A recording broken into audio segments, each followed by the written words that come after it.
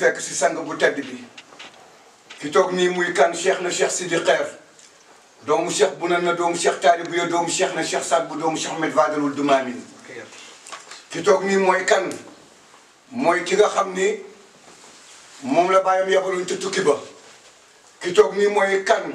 mooy ki nga xam ni moo décentralisé yokk kër cheikh na cheikh Saad bu yóbbu xayma bi fu nekk ki toog nii mooy kan mooy personne morale bu Badru Duja ki toog fii mooy kan mooy kamaamam cheikh na cheikh Saad bu waxoon ni alayka ya Badru Duja ya xayra man madda waja askal lazi qad la ija bi lisaanu lam jëtti kooku mooy kan mooy cheikh na cheikh Sidi Xeer doomu soxna ay situmiti naasix bi kan mooy cheikh Sidi Xeer mooy ki nga xam ni fa tabarakallah bi mu ñëwee bàyyam dénk ka la mu ko dénk mu yokk kër cheikh na cheikh Saad bu ay dara bismillah kaddu gaa boobu tafadal bismillahi rahmani rahim alhamdulillahi rabbil alamin arrahmani arrahim maliki yawmi ddin iyyaka na'budu wa iyyaka nasta'in اهدنا الصراط المستقيم صراط الذين أنعمت عليهم غير المغضوب عليهم ولا الضالين يا أيها الذين آمنوا أطيعوا الله وأطيعوا الرسول وأولي الأمر منكم mbooloom jullit yi mbooloom waa Badru Duja ñu ngi leen di nuyu ku nekk turam ak santam ñi nekk ci réew bi ak ñi nekk ci bitim réew di leen nuyu ci wóoru koor gi di leen si ndokkeel di ñaan yàlla subhanahu wa taala yal nañu yàlla dimbale ba ñu eggale ak jàmm woor ci ay ati at yal na yàlla nangu suñu julli suñu xiyaam ak suñu siyaam jaay Seydina Muhammad sallallahu alayhi wa sallam di nuyu itam waa diaspora bi yëpp mboolem jullit leen ni saa yu ñu toogee xel yëpp la ñuy dem ci événement bi nga xam ni événement international moo jaaxal tey àdduna bi yëpp muy Covid 19 kon bu ñu amee occasion ci waru koor gi ñaan yàlla jëlee ko fi jëlee ko ci réew ndax Covid bii balaa bii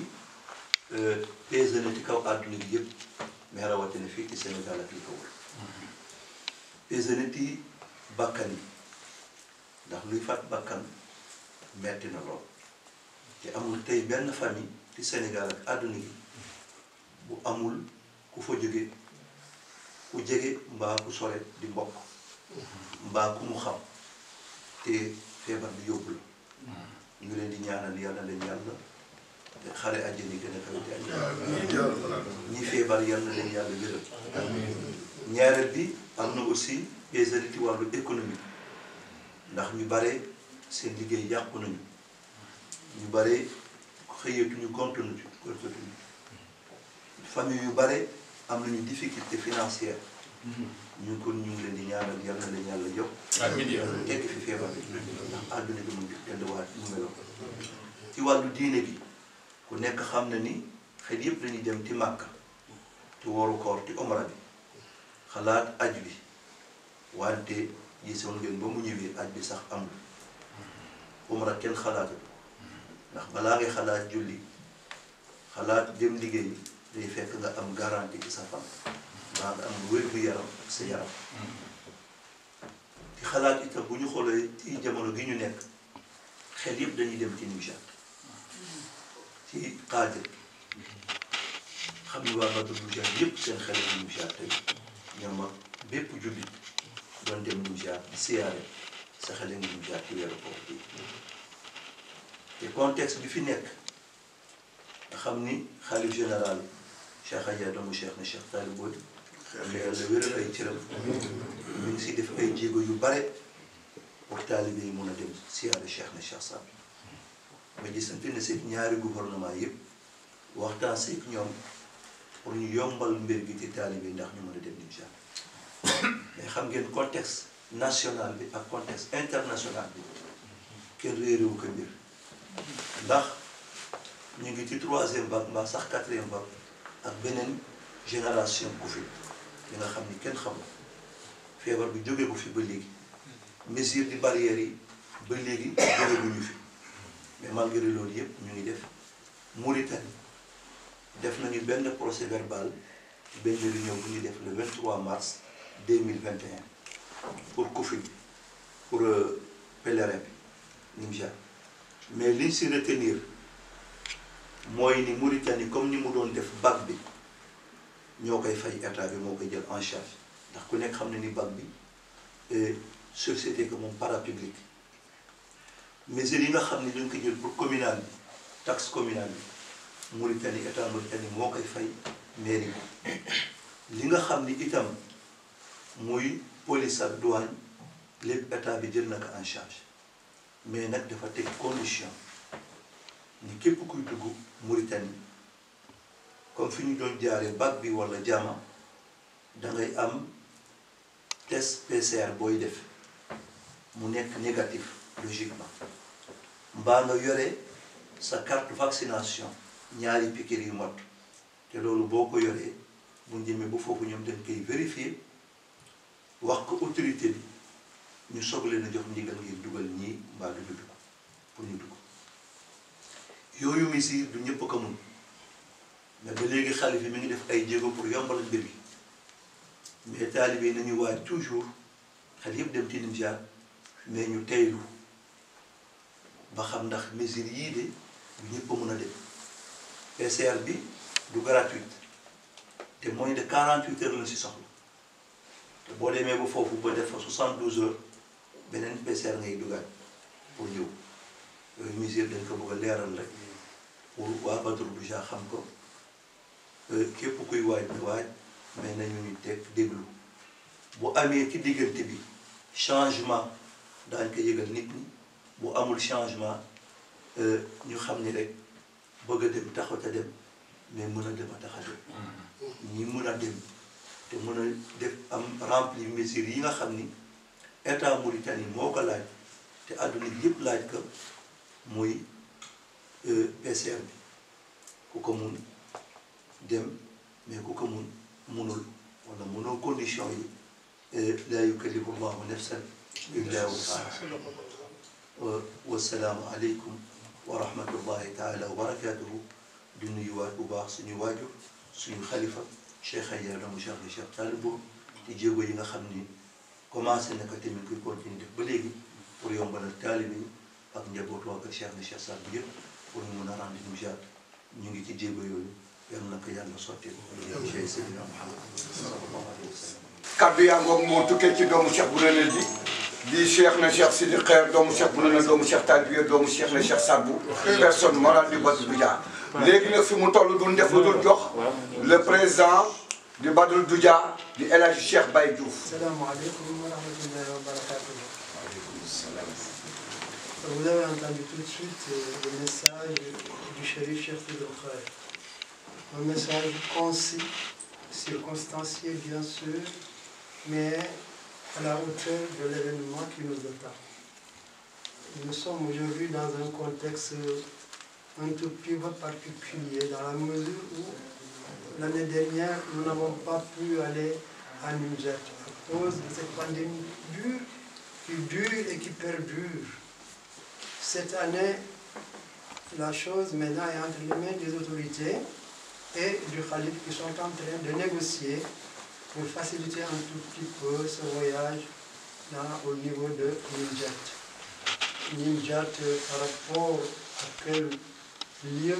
nous sommes tous nostalgiques. Pour ne pas y avoir été l'année dernière, nous avons tous une contrition au niveau du cœur. Et chacun aujourd'hui aspire à aller à Nimja. Mais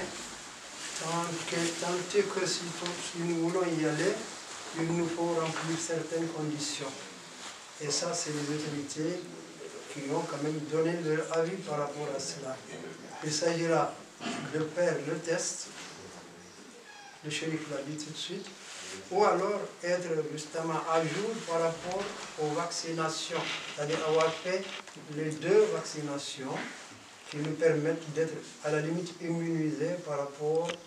à la pandémie. Et je pense que ceci étant, pour autant les difficultés restent toujours. Parce que le test, il faut le faire dans un laps de temps assez court, c'est-à-dire 48 heures. Si vous dépassez ces 48 heures, vous êtes obligé de refaire ce test pour pouvoir partir. Et tout le monde n'est pas dans les conditions aussi de remplir ces 2 vaccinations, ce qui fait que donc il va falloir un tout petit peu attendre ces négociations qui se passent entre le calife et les autorités sénégalaises et les autorités mauritaniennes pour un allègement et pour nous permettre en tout cas d'envisager ce voyage sur Nimjat, cette cité qui nous est chère dans la mesure où c'est notre guide Cheikh Saad Bou, avec ses illustres enfants, avec ses illustres petits-fils. Nous voulons y aller, mais le shérif l'a dit tout de suite, les conditions requises doivent être remplies. Si les conditions ne sont pas remplies, il va être difficile d'y aller. Et même si quelques-uns parmi nous remplissent ces conditions-là, il n'est pas dit que tout le monde pourra y aller à cause des contraintes qu'il y aura sur la route, à cause des contraintes. Vous savez tous que cette pandémie a un impact économique, un impact sanitaire, donc un impact social. Et cet impact-là est tel qu'il est aujourd'hui difficile de rattraper une année pendant un seul mois. Les gens ont souffert pendant plus d'1 an. Et il est difficile aujourd'hui de dire que ces gens-là vont pouvoir se réajuster pendant un seul mois. Ça va être extrêmement difficile. Néanmoins, avec l'aide de Dieu, avec ces négociations qui se passent, mais nous avons bon espoir que les choses vont se passer bien. En tout état de cause, nous demandons aux disciples, autant du Sénégal, de la Mauritanie que de la diaspora, de prendre leur mal en patience, d'attendre les conclusions qui seront tirées de ces négociations, ces conclusions qui seront mises à disposition, et à partir de ce moment seulement, il nous sera possible d'envisager ce voyage, ce que nous souhaitons tous, avec l'aide de Dieu. ñu ngi def nag ñaanu Cheikh Saad Bou bi nga xam ni moom la def ci Covid bi ndax lii beesu ci jamono Omar ibn Khattab 70 000 saaba yi dee nañu ci wàllu Covid bi am na ñi mu yóbbu nag taxul ñu dem safara déedéet au contraire jullit bu mu dal ba nga dem shahid la yow dafa mel ni xele nga dee kon loolu nañ ko xamee noonu balaa bi nga xam ni dafa yóbbu nit safara mais xëy na balaa la buy wàññi alal buy gàttal fan loolu dëgg la da am na mais nag Cheikh Saad Bou dafa def benn ñaan bi nga xam ni doon ko digle pour ñu koy def ci fànn balaa yu mel nii ñaan boobu doon koy ñaanal réewum Sénégal ak njiitum réew mi ñi ngànk réew bi président de la République du Sénégal ak gouvernement bi yëpp ak képp ku nekk ci territoire Sénégal ak mboolem jullit yëpp ak président Mauritanie ak population Mauritanie yëpp bismillahi rahmani rahim bismillahi alladi la yadurru ma'a ismihi shay'un fil ardi wala bis samaa'i wa huwa as-sami'ul 'aliim